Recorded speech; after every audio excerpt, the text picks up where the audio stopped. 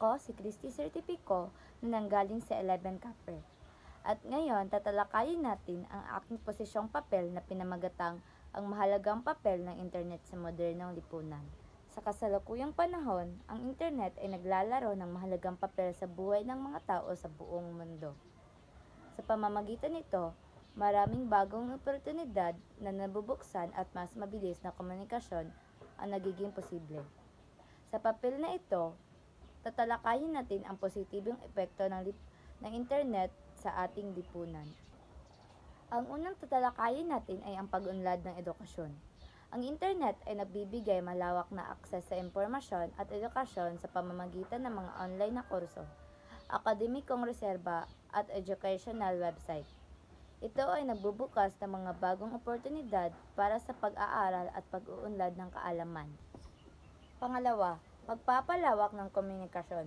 Ang internet ay nagdulot ng mas mabilis at mas madaling komunikasyon sa pamamagitan ng email, social media at iba pang online platforms. Ito ay nabubukas ng mga bagong paraan ng pagbuklod-buklod at pakipagtalastasan sa mga taong nasa malayong lugar. Pangatlo, pagsulong ng negosyo. Ang internet ay nagbibigay platform para sa mga negosyo upang makilala at lumago sa global na market. Sa pamamagitan ng e-commerce at online advertising, mas madaling maabot ng mga negosyo ang kanilang target audience at magkaroon ng mas malaking kita. Pang-apat, pagpapalaganap ng impormasyon. Ang internet ay nagbibigay ng malawak na medium para sa pagpapalaganap ng impormasyon at pagbabahagi ng kultura.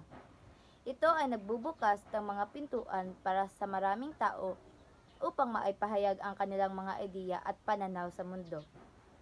Sa kabuuhan, ang internet ay naglalaro ng mahalagang papel sa pag-unlad ng modernong lipunan. Sa tamang paggamit, ito ay maaaring isang pakipakinabang na kasangkapan para sa pag-unlad ng edukasyon, komunikasyon at pagpapalaganap ng impormasyon sa buong mundo. Subalit mahalaga rin ang isaalang-alang ang mga hamon at epekto ng hindi wastong paggamit ng internet upang matiyak ang pagiging responsable at maingat na paggamit nito.